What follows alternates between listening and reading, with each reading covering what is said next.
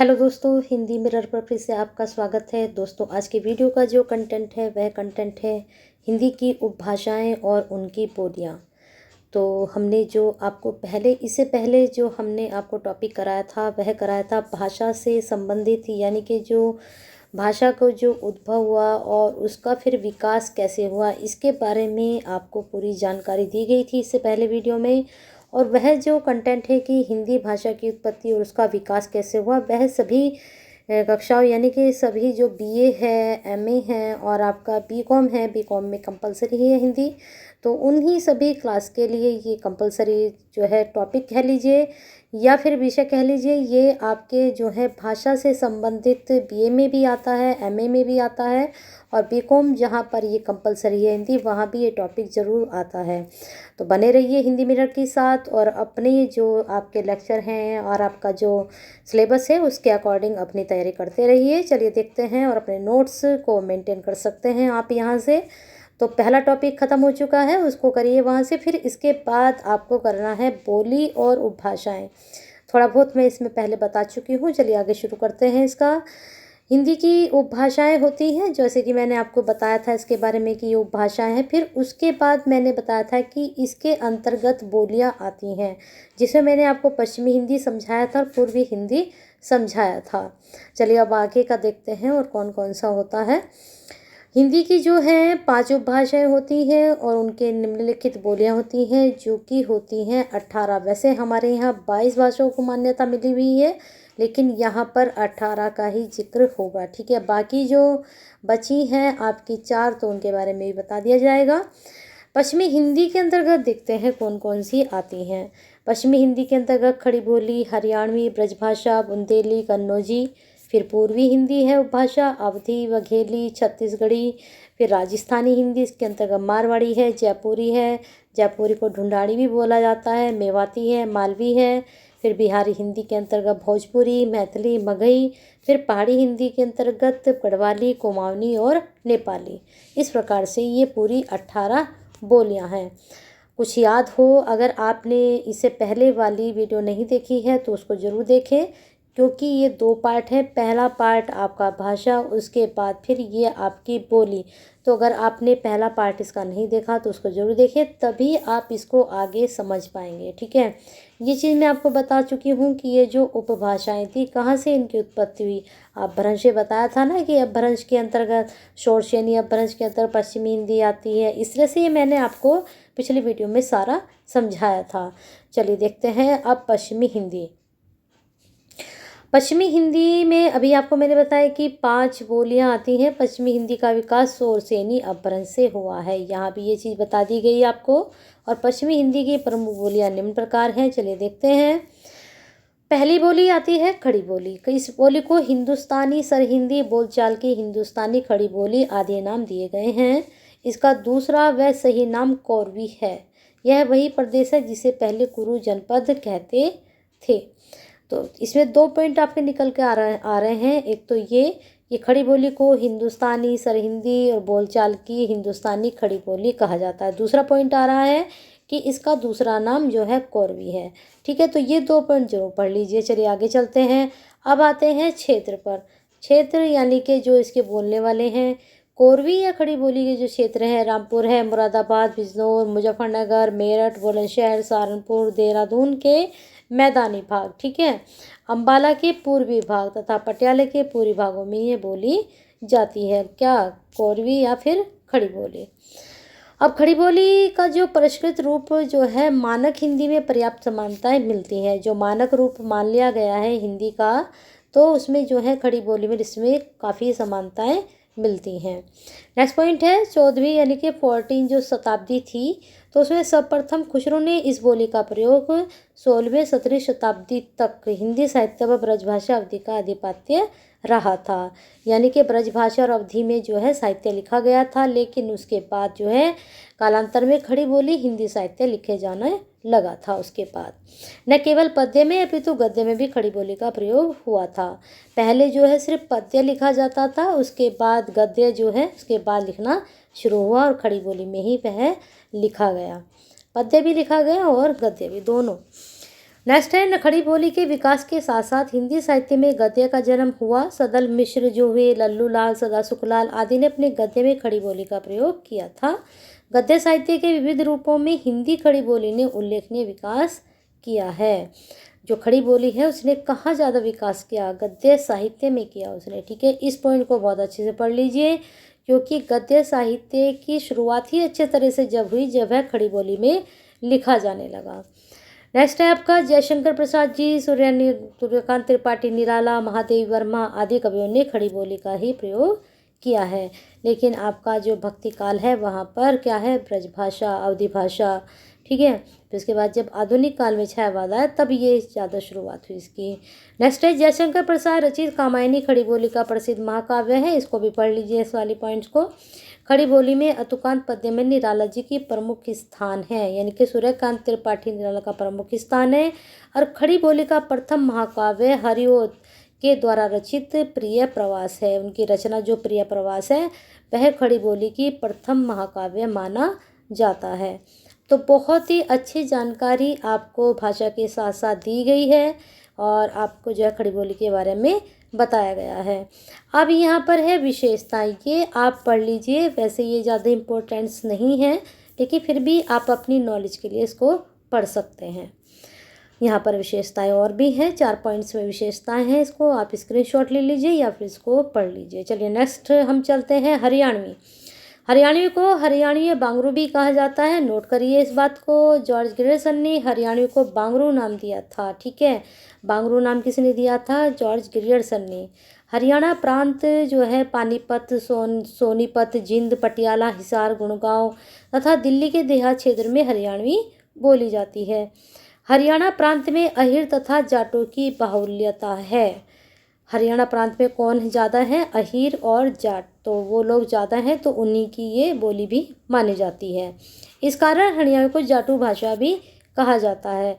हरियाणवी में साहित्य का अभाव, यानी कि इसमें साहित्य बहुत कम लिखा गया है, यानी नाम मात्र का ही लिखा गया है, नहीं भी लिखा गया है। ठीक है, तो ये 4-5 पॉइंट है, इनको अच्छे से आप नोट डाउन कर लीजिए। जैसे ये वाला पॉइंट हो गया, ये हो गया किसने कहा और कौन कौन से क्षेत्र हैं। ज़्यादातर क्वेश्चंस जो आपका बनता है वह बनता है क्षेत्र से संबंधित। और दूसरा, जैसे इसको दूसरा नाम है तो यह किसने दिया है। ठीक है, इस तरह का आपके पॉइंट्स बनते हैं। अब आते हैं ब्रजभाषा पर। ब्रजभाषा पश्चिमी हिंदी की बोली है, आपको बता दिया गया था। और शॉर्ट्स यानी अपभ्रंश सेवा, ये भी आपको बता दिया गया है। लेकिन इसका मथुरा, वृंदावन, आगरा, भरतपुर, धौलपुर, करौली, पश्चिमी ग्वालियर, अलीगढ़, मैनपुरी, बदायूं, बरेली आदि प्रदेशों में यह बोली जाती है। ठीक है, प्रदेशों में, प्रदेशों आएगा यह, प्रदेशों। ठीक है, अब आते हैं ब्रजभाषा अपने विस्तार के साथ मथुरा मंडल की भाषा के रूप में विकसित हुई है। ब्रजभाषा अपने मथुरा मंडल की भाषा के रूप में, क्योंकि वहाँ की ये प्रमुख रही है ना। अब सूरदास जी भी वहीं के थे तो उन्होंने ब्रजभाषा में लिखा है। ब्रजभाषा का आरंभिक उल्लेख ऋग्वेद में है। जब शुरुआत का उल्लेख मिलता है या बात मिलती है ब्रजभाषा के बारे में तो वह ऋग्वेद से संबंधित है। इसके अतिरिक्त श्रीमद् भागवत पुराण व हरिवंश पुराण में भी इसका उल्लेख है। किसका? ब्रजभाषा का। ब्रजभाषा का शाब्दिक अर्थ होता है गो स्थली, जहाँ गायें रहती हैं, होता है। ठीक है, तो आगे चलते हैं इसके पॉइंट्स पर। इसके बोलने वाले की संख्या लगभग 1.5 करोड़ होगी। ब्रजभाषा का साहित्य अत्यंत विशाल, अभी मैंने आपको बताया कि भक्ति काल मोस्टली जो है वह सारा ब्रजभाषा में ही है। इसके देखिए सूरदास है, नंददास है, रसखान है, घनानंद है, बिहारी, केशव, भारतेंदु, जगन्नाथ, रत्नाकर आदि ब्रजभाषा के ही कवि हैं। अब इसमें देखिए भक्ति काल भी आ चुका है, इसमें आपका रीतिकाल भी आ चुका है और इसमें आधुनिक काल के कवि भी आ चुके हैं जिन्होंने ब्रजभाषा में लिखा है। अब आते हैं आपके नेक्स्ट क्वेश्चन पर। नेक्स्ट क्वेश्चन मतलब अब नेक्स्ट आपका जो इसमें बातें हैं उसके बारे में विशेषताएं मैंने आपको बताया था कि आप इसको पढ़ लीजिए, स्क्रीनशॉट ले लीजिए इसका। ये ज़्यादा इम्पोर्टेंट्स, इसको पढ़ तो लीजिए क्योंकि आपके नॉलेज में ये चीज़ रहनी चाहिए कि हाँ इसकी विशेषताएं कौन कौन सी होते हैं। अब पश्चिमी हिंदी की अब हम आते हैं बुंदेली पर। बुंदेला राजपूतों का प्रदेश होने के कारण जिस क्षेत्र का नाम बुंदेलखंड पड़ा उसकी बोली को बुंदेली कहते हैं। ठीक है, यह बोली उत्तर प्रदेश के झांसी, उरई, जालौन, हमीरपुर, बांदा पश्चिमी भाग तथा मध्य प्रदेश के ओरछा, दतिया, चटखारी, सागर, दमोह, नरसिंहपुर, छिंदवाड़ा, होशंगाबाद, बालाघाट के अतिरिक्त ग्वालियर पूरी भाग में बोली जाती है। ठीक है, ये आपका पॉइंट हो गया बुंदेली को लेकर। अब थोड़े से पॉइंट्स यहाँ पर हैं, देखते हैं बुंदेलखंड के क्षेत्र के कवि कौन कौन से रहे हैं। तुलसीदास जी रहे हैं, केशवदास, बिहारी, मतीराम, पंजनेश, श्रीपति, रसनिधि ठाकुर, पद्माकर, भट्ट आदि, ये सब कहाँ के हैं? बुंदेलखंड के कवि हैं। ठीक है, तुलसीदास जी तो सभी जानते हैं ना, जिन्होंने रामचरितमानस लिखी है, भक्ति काल के कवि हैं ये। बुंदेली पर ब्रज तथा अवधि का प्रभाव रहा। तुलसीदास जी ने ब्रज भाषा में भी लिखा और अवधि में भी लिखा है ना। बुंदेली में अधिकतर महाप्राण व्यंजनों का अल्पीकरण हो जाता है, जैसे नई नई, दही दही, कहीं कहीं, कहीं भी और कहीं भी, सुधो सुधो। इसमें शब्द के बीच में रा का लोप हो जाता है। बुंदेली ओंकार बहुला है, जैसे आप ओंकार बहुला बता देते हैं, जैसे तुम्हारा, तो तुम्हारा क्या बन जाएगा? तुमाओ, यानी कि आओ, है ना। आओ, गाओ, बैठो, जहाँ पर आओ की आवाज़ आए आपको लास्ट में, तो वहाँ पर क्या होगा? वहाँ पर आपकी बुंदेलखंडी होगी। और चलिए आगे चलते हैं। अब आते हैं कन्नौजी। यह बोली कन्नौज प्रदेश की भाषा है, नाम से ही पता चल रहा है। कानपुर, हरदोई, शाहजहाँपुर, फर्रुखाबाद, इटावा, पीलीभीत प्रदेशों में कन्नौजी बोली जाती है। ये क्षेत्र मैं आपको इसलिए बता रही हूँ, आपसे क्वेश्चंस किसी भी, वैसे तो आपका जो है इस बार पेपर जो होगा वो तो थ्योरेटिकली होगा, लेकिन बाय चांस आपका पेपर, अगर जो पेपर होता है MCQ बेस, क्योंकि लास्ट ईयर जो पेपर हुए थे MCQ बेस हुए थे, तो इसमें से क्वेश्चंस कैसे बनेगा आपका बता देती हूँ। कि जैसे आपको कानपुर का नाम दे दिया गया कि कानपुर में कौन सी बोली बोली जाती है, और नीचे आपको कन्नौजी, खड़ी बोली, इस तरह से डाल दिया गया। तो फिर आपको अगर पता होगा कि कन्नौज में कन्नौजी, कानपुर में कन्नौजी बोली जाती है, तभी आप उसको राइट कर पाओगे, अदरवाइज नहीं। तो जगह के नाम भी आपको अच्छे से पढ़ने हैं। चलिए अब देखते हैं आगे क्या होता है। कन्नौजी का विकास सोरसोनी प्राकृत के पंचाली प्राकृत से हुआ है। इस कारण आचार्य किशोरीदास बाजपेयी जी ने इसे पांचाली भी कहा है। किसने कहा है पांचाली? किशोरीदास बाजपेयी ने। अब जैसे मैंने आपको जॉर्ज ग्रियर्सन के बारे में बताया था कि उन्होंने बांगरू कहा है, इस तरह से उन्होंने इसको पांचाली कहा है। अब इसकी विशेषता है, इनको पढ़ लीजिए अच्छे से। आगे देखते हैं हम पूर्वी हिंदी के बारे में क्या है। पूर्वी हिंदी का विकास अर्धमागधी प्राकृत से हुआ, ऊपर मैंने शोरसेनी बताया था आपको, और यहाँ पर पूर्वी हिंदी का किससे हुआ? अर्धमागधी से। पूर्वी हिंदी की प्रमुख बोलियां निम्न हैं, देखिए कौन कौन सी हैं। अवधी, अवध से ही पता चल रहा है कि अवध की बोली ही अवधी है। अवध प्रांत के अंतर्गत लखीमपुर खीरी, सीतापुर, हरदोई, लखनऊ, बाराबंकी, बहराइच, गोंडा, फैजाबाद, उन्नाव, रायबरेली आदि जिले आते हैं। इनमें हरदोई जिले को छोड़कर अन्य सभी जिलों में अवधी बोली जाती है। ब्रजभाषा के पश्चात अवधी ही साहित्य की दृष्टि से समृद्ध रही, यानी कि ब्रजभाषा के, जैसे ब्रजभाषा में काफ़ी काव्य लिखा गया, वैसे ही अवधी में भी काफ़ी साहित्य लिखा गया। अवधी की पूर्वी तथा कोसली भी कहा जाता है। अब ये दूसरा नाम देखिए अवधी का भी है, इसको पूर्वी और कोसली भी कहते हैं। वैसे ज़्यादातर कोसली के बारे में पूछा जाता है। और साहित्य तो आपको बता ही दिया कि काफ़ी इसमें सर्जन हुआ है, मात्रा काफ़ी है। अब देखते हैं इसके कौन कौन से कवि हैं, जैसे तुलसीदास जी का रामचरितमानस, जायसा का पद्मावत, कुतुबुन का मृगवती, लालदास का जानकी रामायण, नाभादास का भक्तमाल, अग्रदास का ध्यान मंजरी, नूर मोहम्मद का इंद्रावती, मंजन का मधुमालती, उस्मान की चित्रावली आदि अवधि के प्रमुख कवि और साहित्यकार रहे हैं।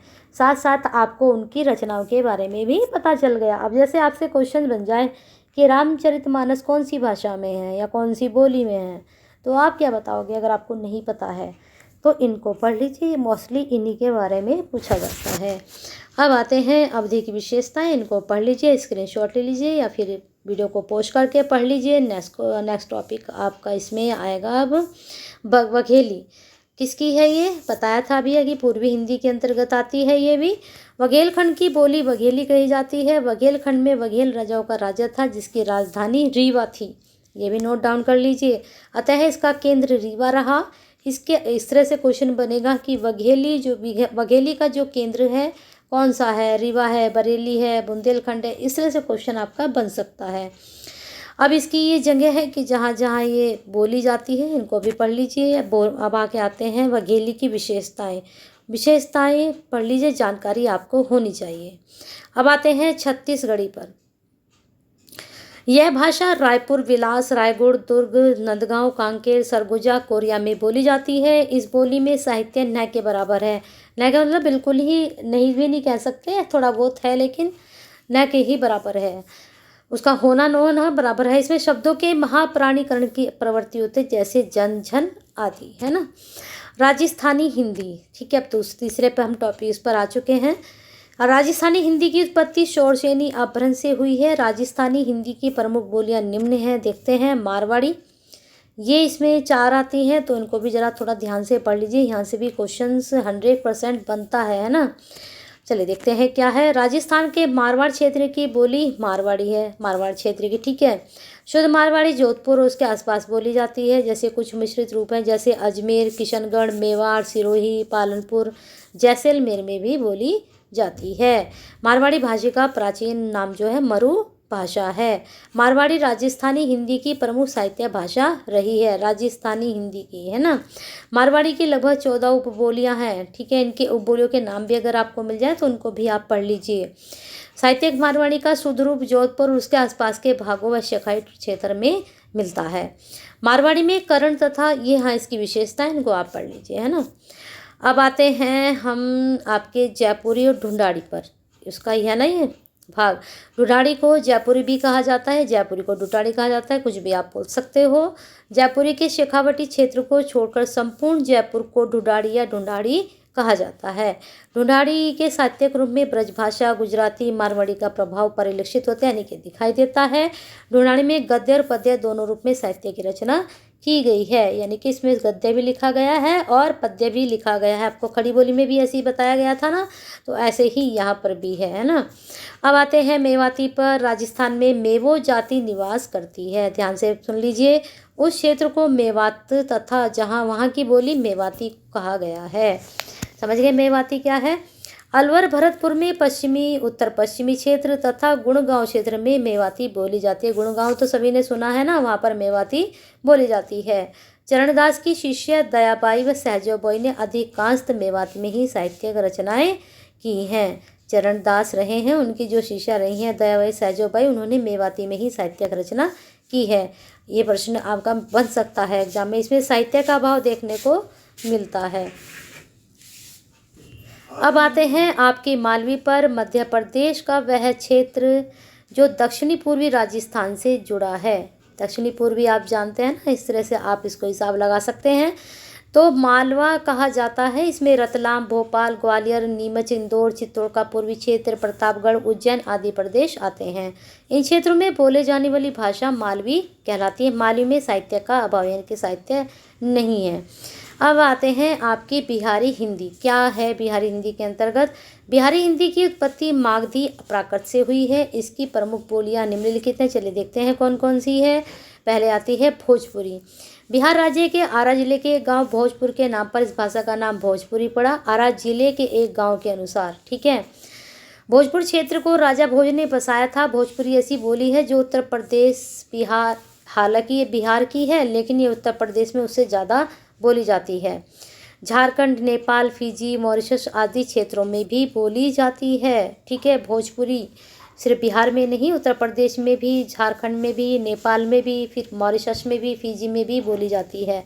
उत्तर प्रदेश के बलिया, गोरखपुर, वाराणसी, आजम, गाजीपुर, चंदौली, ये सब क्षेत्र जो है, इलाहाबाद, यहाँ सब जगह भोजपुरी ही बोली जाती है।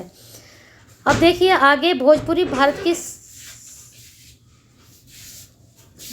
भारत की सर्वाधिक बोले जाने वाली बोलियों में से एक है। संत कवि कबीरदास, धर्मदास, धरणीदास आदि पर भोजपुरी भाषा का प्रभाव देखने को मिलता है।